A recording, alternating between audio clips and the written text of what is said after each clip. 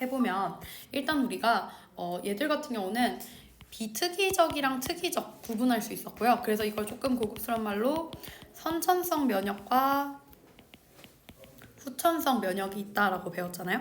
그래서 선천성 면역 같은 경우는 외부 방어도 있었고요. 내부 방어도 있었죠. 그래서 핵심은 내부 방어라고 하는 건 또 두 가지였어요. 식균 작용과 염증. 그럼 결론은요. 내부 방어라고 하는 건요. 결국 외부 방어가 깨졌을 때 출현되는 것이라고 생각하면 되겠죠. 그래서 이거 외부 방어 같은 경우는 주로 피부랑 점막 이런 것들이 있었고요.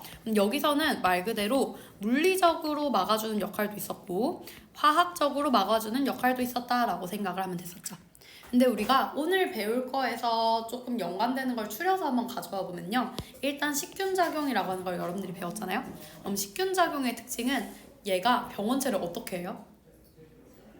잡아먹죠. 그래서 우리가 예를 들어서 여기 병원체가 이렇게 있었으면 병원체가 특징이 어떤 항원 조각을 이런 식으로 가질 수 있었거든요. 그래서 예를 들어서 어떤 포식세포, 큰 포식세포라고 하는 백혈구의 일종이 이걸 잡아먹잖아요. 그래서 얘들이 이걸 들여온 다음에 안쪽에서 없앨 수 있었죠. 그럼 우리는 얘들 자체가 그냥 순수하게 들여와서 이 병원체를 물리치는 작용 자체를 식균작용이라고 했다라고 생각을 해주시면 됐습니다. 근데 이 식균작용 자체가 여기서 그냥 끝났을까요? 아니면 후천성 면역과 뭔가 매개돼서 연결되게끔 해줬을까요? 그쵸. 매개되면서 연결해주는 역할을 했었죠. 그래서 우리가 이런 역할을 할 수 있는 걸 바로 항원 제시세포라고 했습니다. 그래서 결론은 항원 제시세포가 이런 식으로 존재한다면 이 항원 제시세포의 대표적인 예시는 바로 우리가 앞에서 봤었던 큰 포식세포 등이 있다라고 생각을 하시면 됩니다. 그럼 지금 봐봐요. 지금 얘들 같은 경우는 빨간색 병원체가 어떤 색깔 조각을 갖고 있어요? 보라색 조각을 갖고 있죠. 그럼 어떤 일이 일어나냐면 이 항원 제시세포가 일단 식균작용을 통해 병원체를 없앴잖아요. 그럼 얘는 알려주는 거예요. 어떻게 알려주냐면 지금 여기 이런 보라색 조각을 갖는 어떤 병원체가 들여왔어 라는 것을 제시해 줄 수 있습니다. 그럼 이걸 누군가가 인지를 해줘야 되잖아요. 이걸 인지해주는 세포가 누구였어요? 보조 T 림프구였죠. 그래서 여러분들이 림프구를 배웠잖아요. 자, 림프구 대전제는 어디서 생성됐어요?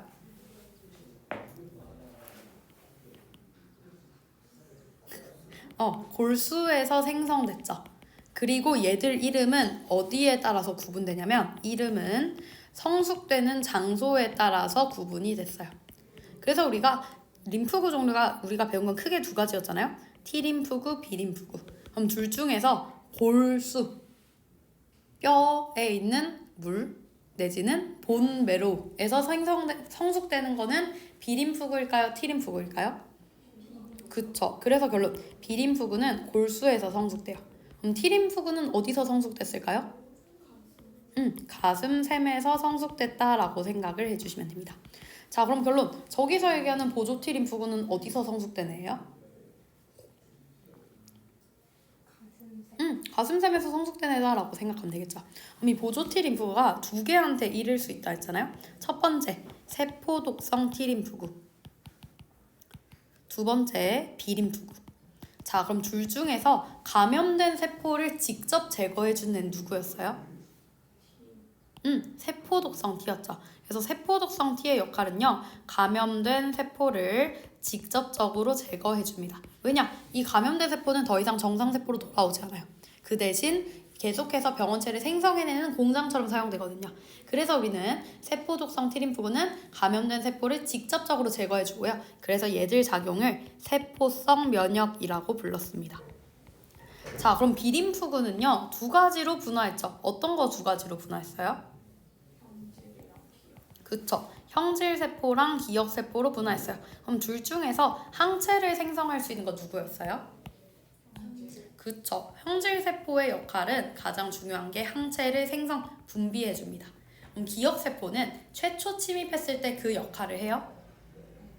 안 하죠. 그 대신 언제 역할을 해요? 그쵸. 그래서 기역세포 핵심은 재침입 시 빠르게 형질세포와 기억세포로 분화한다라고 생각을 해주시면 됩니다.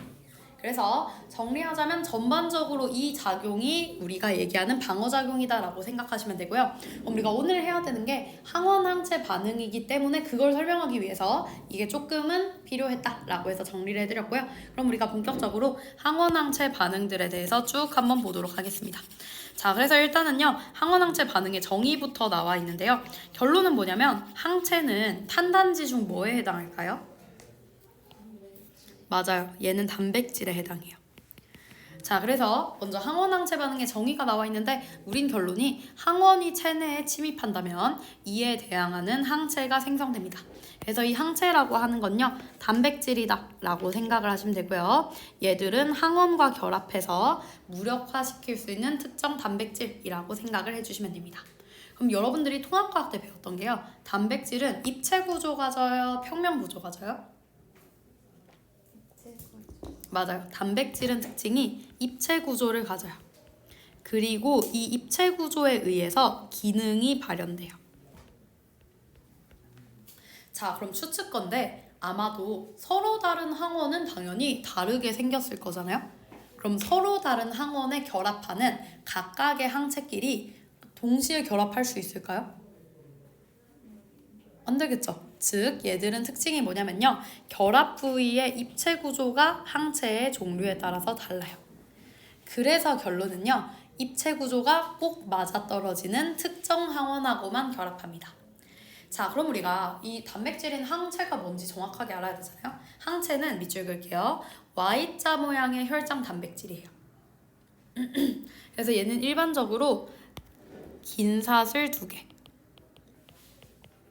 짧은 사슬 2개로 구성됩니다.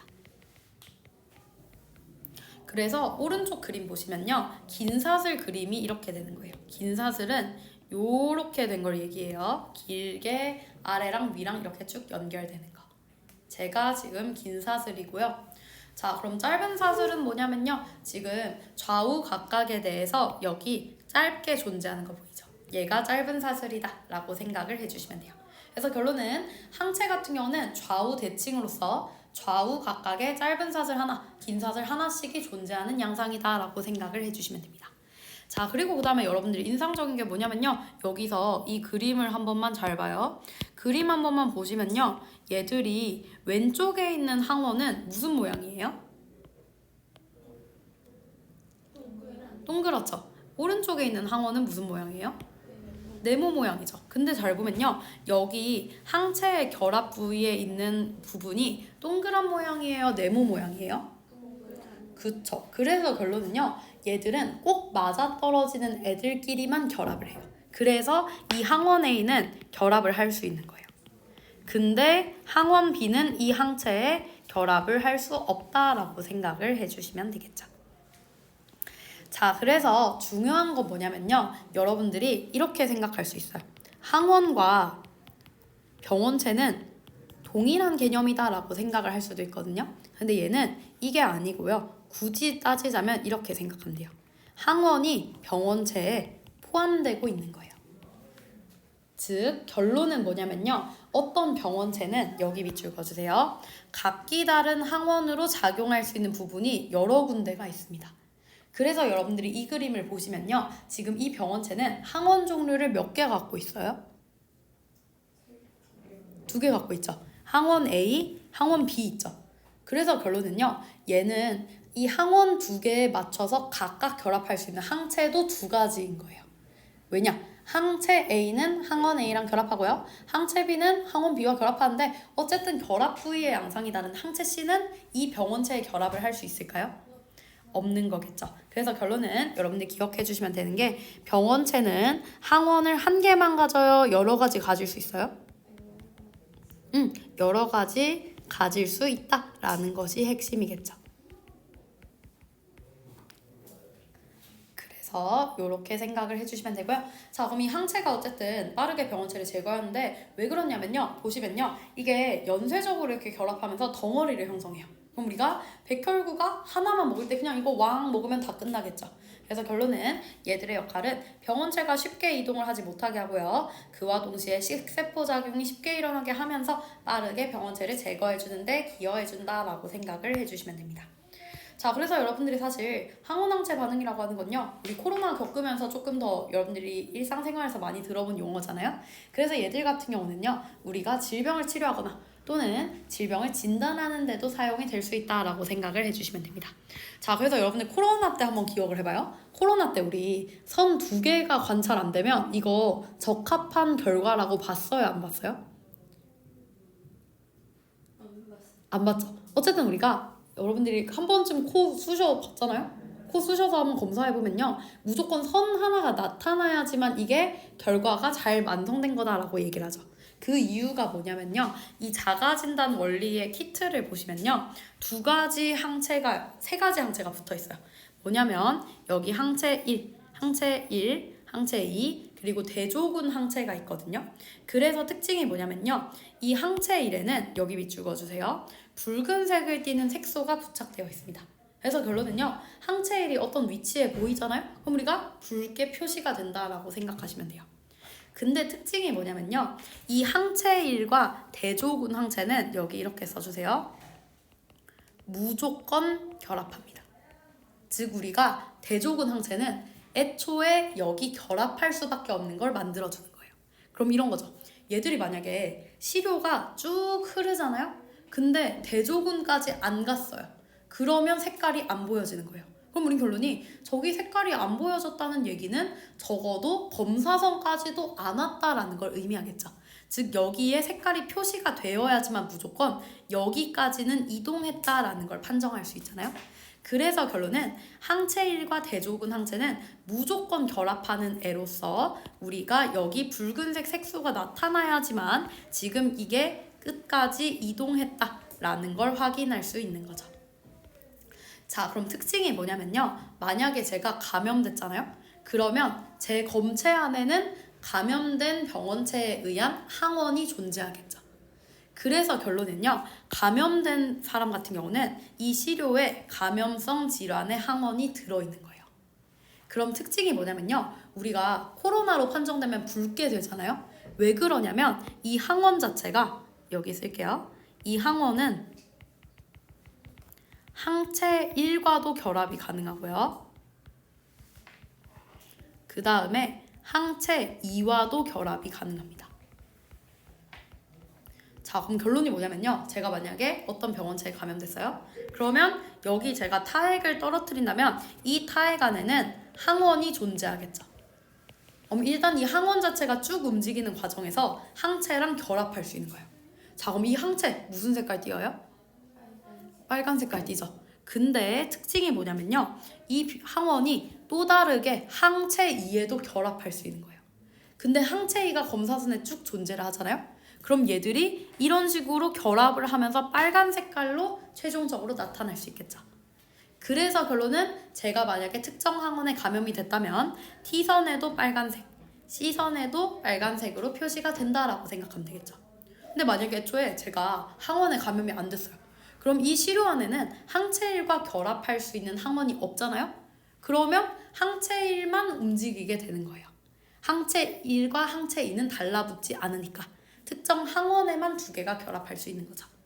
그래서 결론은 뭐냐면요, 얘들은 쉽게 이해하시면요, 결국 항원을 중심으로 항원과 항체 1이 결합할 수 있는 거고요. 그 다음에 항원과 항체 2가 결합할 수 있는 거예요. 그럼 여러분들이 하나 주의하셔야 되는 점은요, 그러면 항체 1과 항체 2가 결합할 수 있어요? 얘네 둘끼리? 그쵸? 항체 1과 항체 2는 서로 결합하지 않아야지만 올바른 결과가 나타나는 거죠. 그래서 결론은 뭐냐면요, 만약에 병원체에 감염이 안 됐다면 이 빨간색만 쭉 움직이면서 C에 결합되고 끝나는 거예요. 그리고 만약에 병원체에 감염됐잖아요. 그럼 여기 항원이 빨간 색깔을 달고 옵니다. 그래서 움직이는 과정에서 여기 초록색과도 결합하고요. 그럼 항원 자체가 빨간 색깔을 띠는 항체율과 결합된 상태잖아요.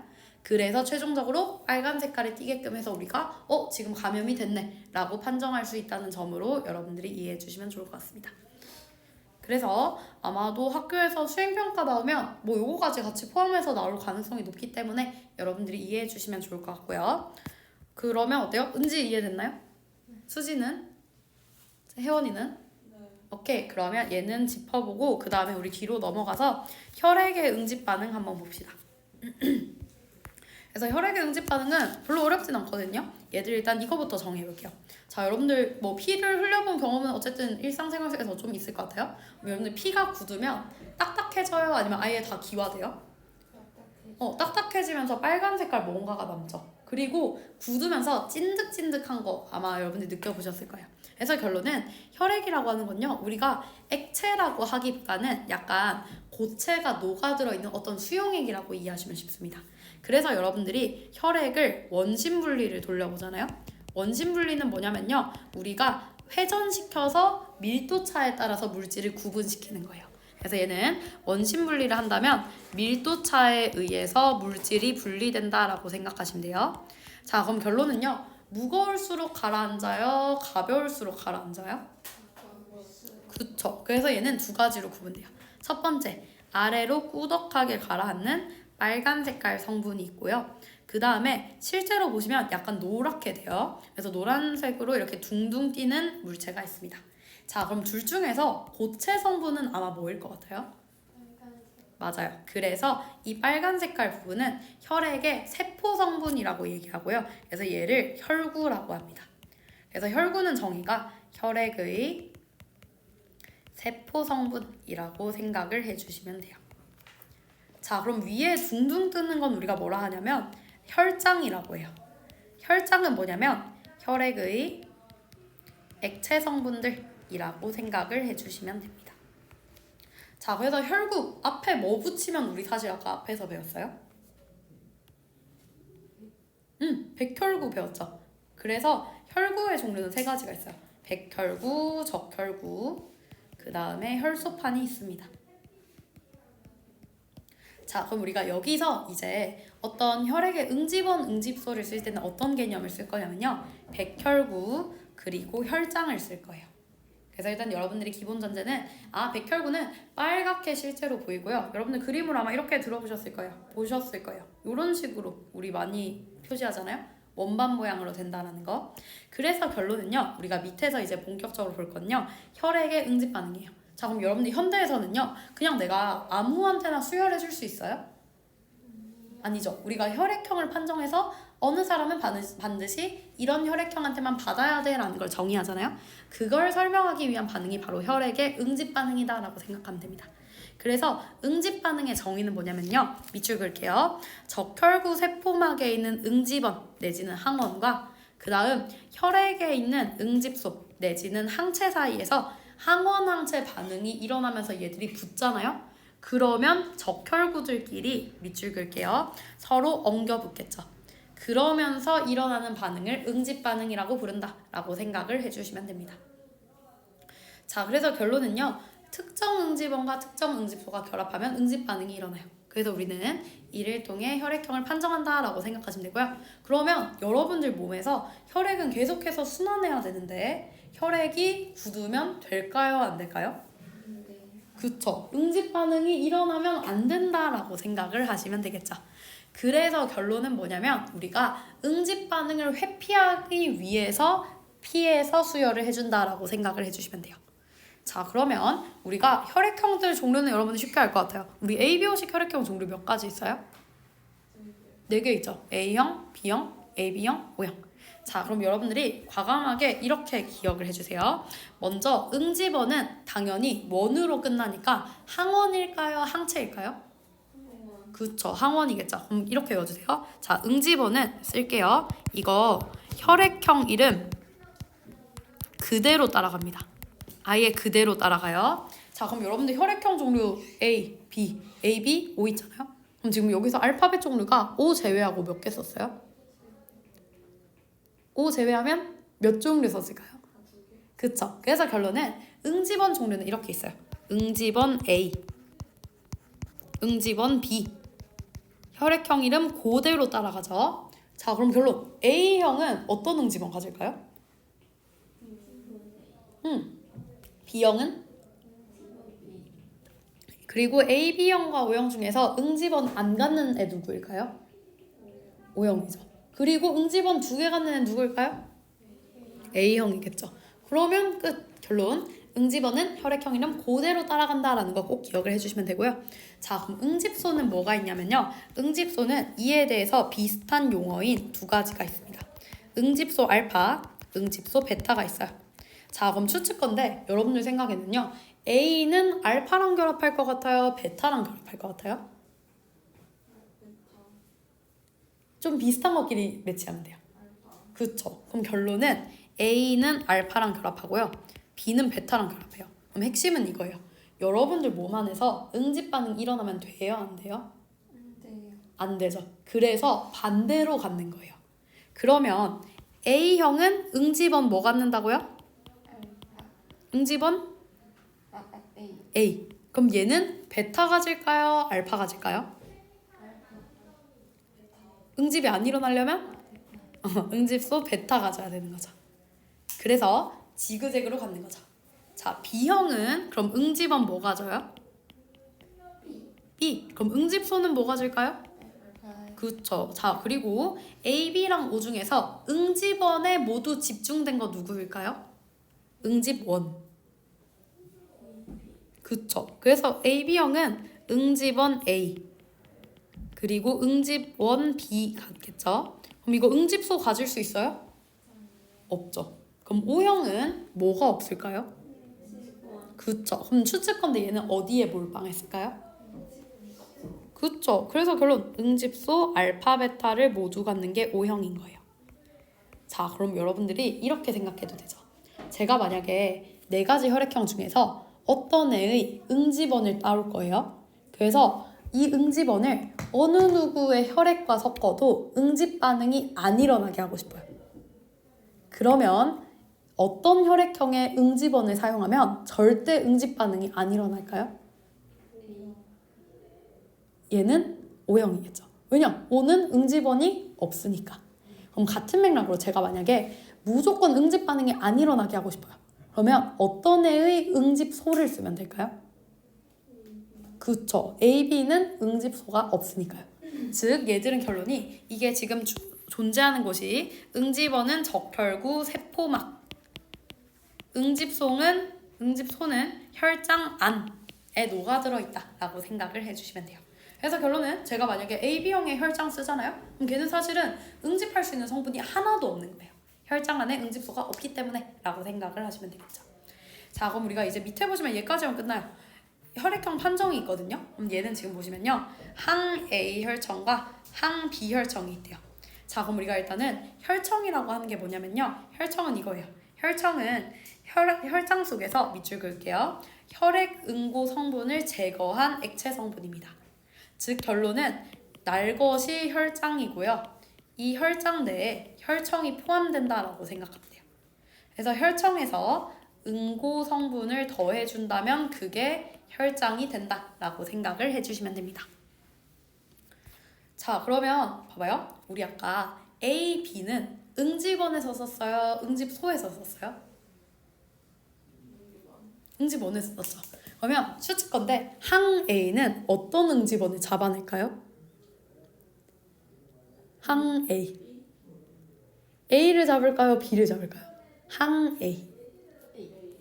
A 잡겠죠. 그러면 A를 잡으려면 A랑 결합해야 되잖아요.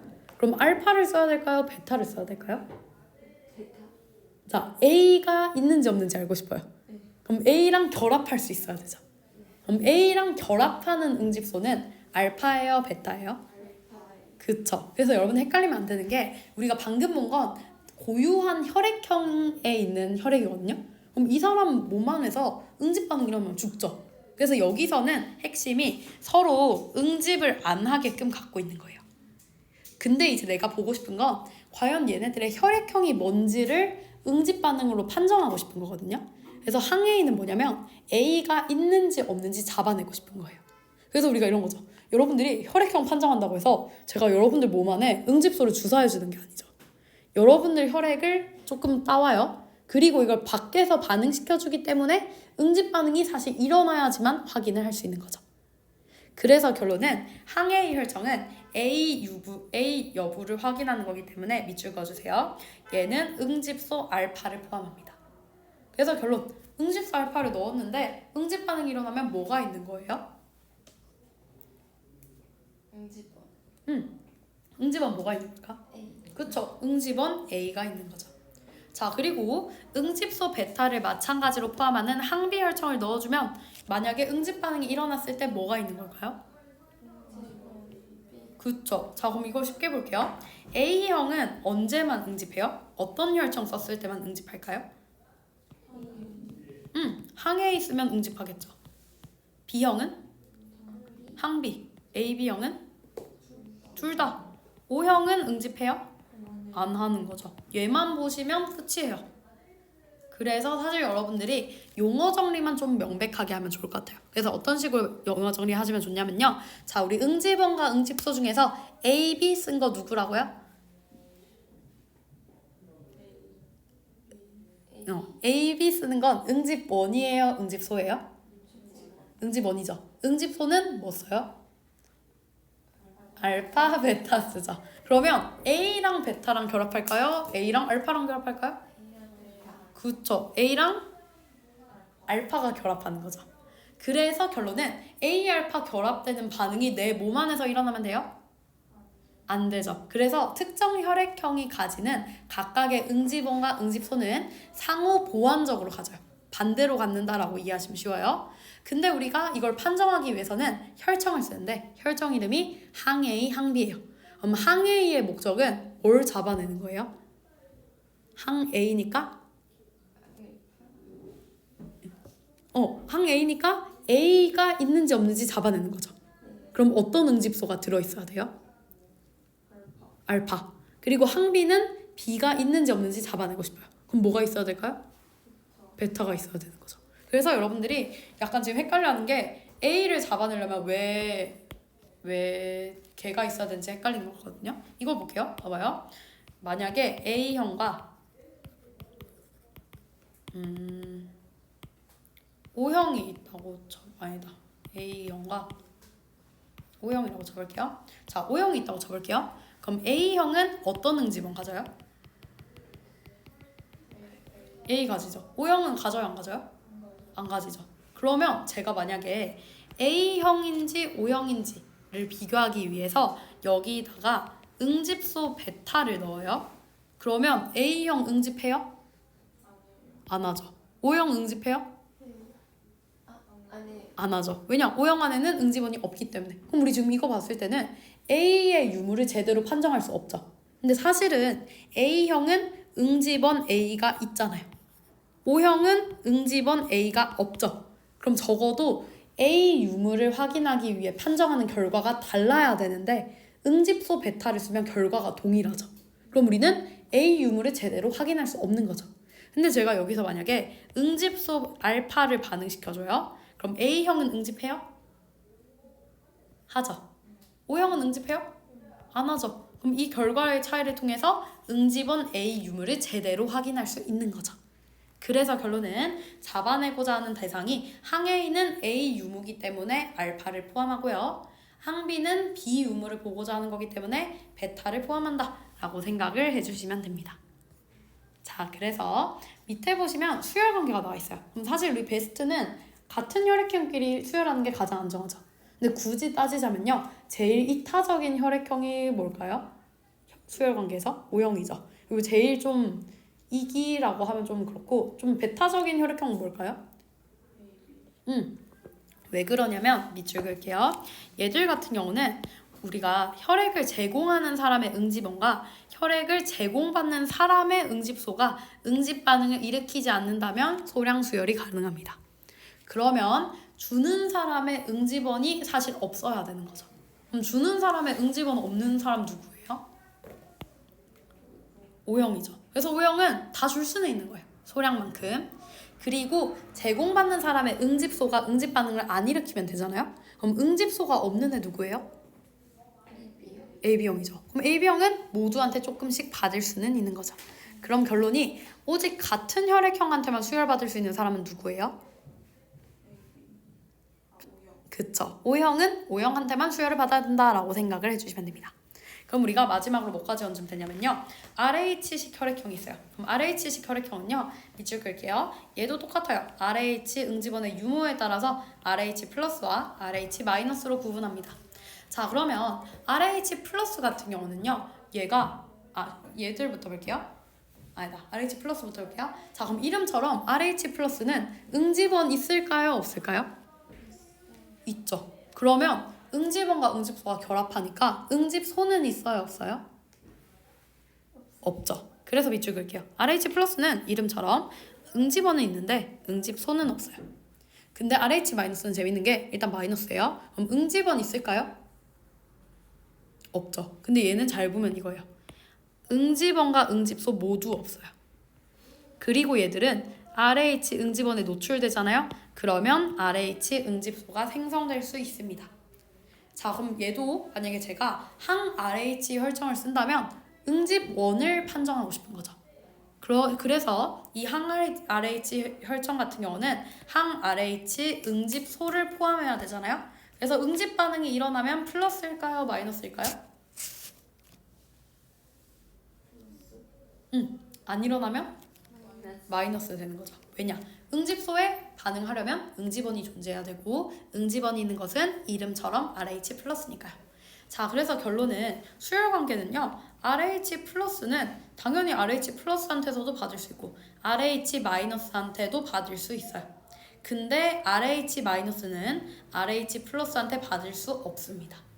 왜 그러냐면 몸 안에서 수혈받으면요. 응집소가 만들어지거든요. 근데 위험한 게 그 이후에 RH 플러스를 수혈받으면 응집 반응이 일어나겠죠. 그래서 우리는 이렇게 된다면 그 뒤에 혈액이 들어왔을 때 응집 반응이 일어날 수 있는 위험 소지가 있기 때문에 아예 수혈을 처음부터 안 해준다라고 생각을 하시면 됩니다. 자, 그러면 얘들 같은 경우는요. 우리가 제일 불리한 혈액형은 일단 수혈 측면에서는 ABO식에서는 뭐가 제일 불리해요? O형이 제일 불리하죠. 그리고 RH 입장에서는 RH 플러스가 유리해요? 마이너스가 유리해요? 그쵸. 그럼 RH 마이너스가 불리하죠. 그럼 결론이 RH 마이너스이면서 O형인 사람은 오로지 이 사람들끼리만 수혈받을 수 있는 거예요. 그래서 이런 사람들은 우리가 혈액 같은 걸 미리 좀 구비를 해두죠. 왜냐하면 혹시 위급한 상황이 닥치면 혈액이 부족하면 사망에 이를 수도 있으니까요. 그래서 결론은 RH 마이너스 혈액은 오로지 혈액형이 같은 사람끼리만 수혈이 가능하다라고 생각을 해주시면 되겠죠. 두 개가 완벽하게 동일해야 된다라고 생각을 해주시면 됩니다.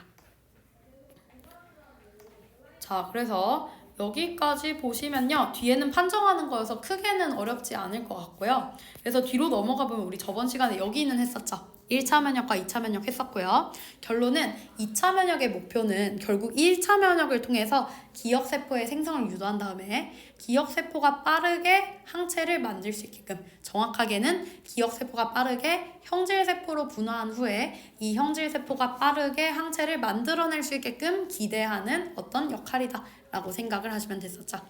자, 그래서 우리가 백신이라고 하는 건 그래서 1차 면역 반응을 일으켜서 2차 면역 반응이 최초 침입 시에도 일어나게끔 하는 역할이었잖아요.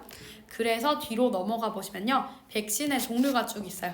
자, 그래서 백신의 종류는 여러분들이 쭉 한번 보시고 이거 서술형 수행평가에서 아마 학교쌤이 좀 찝어주시는 게 있을 것 같거든요. 그걸로 한번 외워주시면 좋을 것 같은데 일단 결론은 백신은 종류에 따라서 제조 방법, 보관 방법, 효과가 다르다라고 생각을 하시면 됩니다. 자, 그래서 일단 제목이 먼저 생백신이 있어요. 그럼 생백신은 이 생 자체가 살생 할 때 그 생이거든요. 그럼 얘들 같은 경우는 애초에 생명체에서 유래했을까요? 안 했을까요? 그쵸. 얘는 병원체 내지는 생명체에서 유래한 거예요. 그래서 밑줄 그을게요. 병원성을 약화시킨 병원체로 만듭니다. 그래서 여러분들 옛날에 막 그 책 같은 거 보면 우두 얘기 들어보신 적 있죠?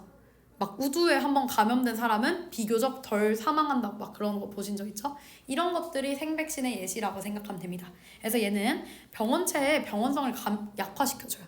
그럼 백신 효과가 비교적 어떨까요? 확실하겠죠. 왜냐? 어쨌든 병원체를 넣어주는 거니까요.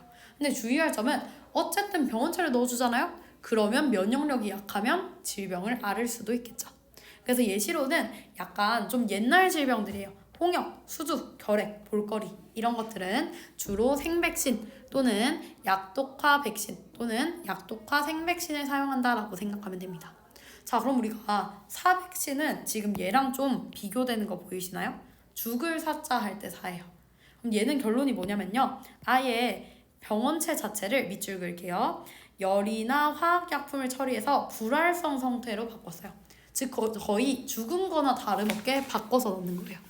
그러면 효과가 비교적 확실할까요? 안 할까요? 안 하죠. 그래서 우리가 얘들은 특징이 효과가 약하기 때문에 밑줄 그을게요. 여러 번 접종해야 합니다. 다만 이 병원체가 몸 안에서 증식할 수 있을까요? 없을까요? 없겠죠. 그래서 얘는 면역력이 약한 사람한테도 안전한 특징을 가집니다. 자, 그래서 예시로는 이렇게 세 가지가 있어요. 세 가지가 뭐가 있냐면 전백신 세포 불활성화 백신, 단백 백신, 다당 백신이 있어요. 자, 그럼 전세포는요. 이 전 자체가 올이란 뜻이에요. 전체 할 때 그 전이에요. 그럼 얘는 병원체 전체를 쓸까요? 일부를 쓸까요? 전체를 쓰겠죠. 그래서 병원체 전체를 사용해서 맞는 백신이고요. 독감, 소아마비, A형 간염 등을 예방할 수 있습니다. 그래서 여러분들 독감 같은 거 할 때 1차, 2차 이렇게 나눠서 맞잖아요. 왜 그러냐면 여러 번 접종해야지 효과가 좀 더 높아지기 때문에 라고 생각을 해주시면 돼요. 자, 그럼 단백 백신은 뭘 쓴 걸까요? 단백질을 딴 거죠. 그 단백질이 바로 여기 동그라미 쳐주세요. 항원입니다. 그래서 얘는 이게 단백질이라고 생각하시면 되고요. 자, 그리고 병원체가 생성한 독소로 만드는 톡소이드 백신이 있어요. 얘도 그럼 당연히 단백질이다 라고 생각을 해주시면 되겠죠. 그래서 이런 식으로 단백 백신은 두 가지로 또 나뉘어요.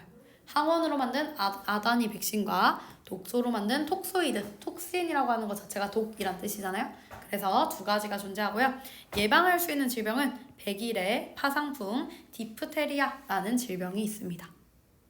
자, 그리고 마지막으로는요. 다당 백신은 뭐냐면 병원체를 이루는 탄수화물 종류인 다당이 있어요. 여러 개의 당이 결합된 구조예요. 그래서 이것들은 긴 사슬의 다당으로 만든 백신이다 라고 생각하면 되고요. 예방할 수 있는 질병은 수막염 이런 것들이 있습니다. 자, 그리고 밑에 보시면요. 두 가지가 나와 있거든요. 제조합 백신과 핵산 백신이 나와 있어요. 그럼 제조합 백신은 뭐냐면요. 제가 병원체의 특징을 추측을 한 다음에 얘네들에 대해서 항원을 아예 생산하거나 또는 결합하는 부위를 이용해서 만든 백신이에요. 그래서 예방할 수 있는 질병으로는 장티푸스, 자궁경부암이 있습니다. 그래서 자궁경부암 주사는 혹시 여러분들 다 맞으셨나요? 가자질. 그쵸? 이거 옛날에 저는 45만 원 주고 맞았거든요. 3회에 45만 원. 진짜로. 근데 여러분들은 다 무료로 바뀌었죠. 그래서 얘는 자궁경부암 실제로 이게 바이러스에 의해서 유도되는데 이걸 99.9% 예방해 줄 수 있습니다. 그럼 사실은 맞는 게 베스트인 거죠. 왜냐? 100% 거의 예방되는 거니까요. 그래서 그게 제조합 백신이다 라고 생각하시면 되고요. 마지막으로 핵산 백신은요. 핵산 자체가 곧 유전물질이잖아요. 그래서 얘는 어떤 항원에 유전 정보가 담긴 핵산으로 만든 단백질이에요. 자, 그럼 제가 만약에 이 핵산을 주입을 해줘요. 그러면 백신에 담긴 유전 정보에 의해서 우리 몸에서 단백질이 만들어지겠죠. 그럼 우리 몸에서는 이거 한 번도 내 몸에서 만들어진 단백질이 아닌데 라고 생각을 해서 항원으로 이걸 인식해주는 거예요. 그럼 얘들은 특징이 한 번도 병원체가 들어온 적이 없어도 기억세포가 쭉 만들어질 수 있겠죠. 그래서 여러분들 옛날에 그런 거 맞았잖아요. 갑자기 기억이 안 나네.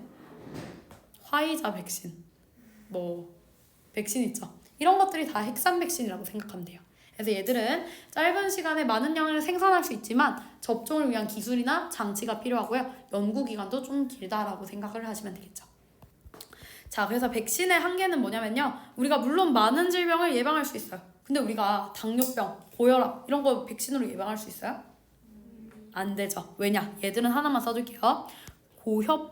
고혈압이라고 생각하면 되고요. 얘들은 내인성 질환입니다. 즉 이런 거죠. 제가 만약에 고혈압 있어요? 여러분들이랑 밥 같이 먹는다 해서 여러분들이 고혈압에 감염될까요? 아니죠. 얘들은 각자의 유전 정보 또는 생활 습관에 의해서 만들어지는 병이기 때문에 백신으로는 예방 자체가 어려운 병이다라고 생각하시면 됩니다. 거기다가 사실은요, 우리가 감기나 독감에 대해서 여러분들 감기약 처방받잖아요? 걔는 이 감기 바이러스에 대한 약일까요? 감기약이? 아니죠. 얘들은 사실 잘 뜯어보시면요, 결국 여러분들의 면역작용을 강화해주는 뭔가 이 병원체들의 견딜 수 있는 거를 만들어주는 약이거든요. 그래서 실제로 우리가 감기 바이러스에 대한 약은 없어요. 왜 그러냐면 계속해서 밑줄 그을게요. 병원체의 유전 정보가 바뀌거든요. 그래서 우리가 애초에 감기 백신은 없죠. 왜냐? 애초에 얘들 같은 경우는 감기가 계속해서 바이러스 종류가 바뀌기 때문에 백신 개발 자체가 무의미한 거예요. 다만 독감 같은 경우는 뭐 B형 독감, A형 독감 이런 식으로 구분들이 좀 있잖아요. 그런 것들에 대해서는 우리가 계속해서 백신을 좀 개발하고 있다라고 생각을 해주시면 됩니다. 그래서 최종적으로는 백신이 왜 중요하냐면요, 결국 집단 면역을 형성해주죠. 그래서 결론은 모든 사람들이 이 질병에 대해서 면역력을 갖고 있다면 확산 자체가 느려지거나 억제될 수 있잖아요. 그래서 결론은 이런 것들을 계속해서 연구해야 된다라고 생각을 해주시면 됩니다. 그래서 실제로 보시면요, 지금 얘들이 다 Y축이 어떤 천연조에 의한, 홍역에 의한 사망자 또는 환자 수거든요. 지금 백신 접종하니까 어떻게 돼요? 줄어들고 있죠. 그래서 얘들 같은 경우는 이런 식으로 집단 면역에 영향을 준다라고 생각을 해주시면 됩니다.